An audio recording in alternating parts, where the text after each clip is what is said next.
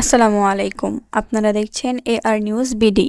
চ্যানেলটি সাবস্ক্রাইব করুন এবং লাইক কমেন্ট শেয়ার করে পাশে থাকুন। বৈষম্য বিরোধী ছাত্র আন্দোলনে মুখে ৫ আগস্ট শেখ হাসিনা সরকারের পতন হয়। এরপর থেকেই বিভিন্ন স্থানে এক একজনের নামে হচ্ছে মামলা। অভিযুক্তদের তালিকায় আওয়ামী ঘরানার লোকজনই বেশি। মামলা হয়েছে চিত্রনায়ক জায়েদ খানের নামেও। বিএনপি চেয়ারপারসন বেগম খালেদা জিয়ার গাড়িবহরে হামলা করে হত্যাচেষ্টার অভিযোগ এনে মামলা করা হয় তার নামে। বিষয়টি নিয়ে কথা বলেছেন অন্তর্বর্তীকালীন সরকারের অন্যতম উপদেষ্টা অধ্যাপক আসিফ নজরুল। নিউ ইয়র্ক ভিত্তিক গণমাধ্যমের অনুষ্ঠান ঠিকানায় খালেদ মহিউদ্দিন ডক্টর আসিফ নজরুলের কাছে জানতে চাওয়া হয়, আগের আমলে অদ্ভুত সব গায়েবী মামলার মতো এবারও তেমনটাই হচ্ছে কিনা।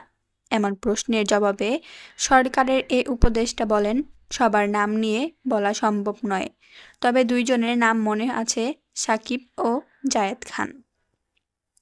এখানে একটা বিষয় বুঝতে হবে, মামলা করাটা সবার অধিকার। এগুলো সবই হয়েছে ব্যক্তিগতভাবে।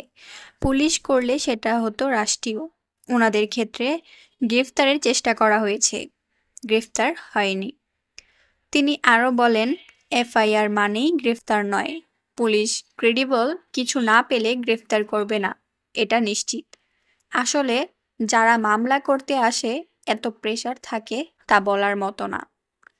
প্রসঙ্গত ২৫ আগস্ট ঢাকার মেট্রোপলিটন ম্যাজিস্ট্রেট জাকি আল ফারাবীর আদালতে বাদী হয়ে মামলাটি দায়ের করেন ব্যান্ড শিল্পী আসিফ ইমান।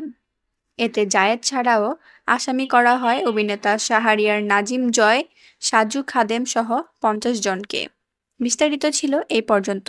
পরবর্তী আপডেট পাওয়ার জন্য চ্যানেলটি সাবস্ক্রাইব করুন।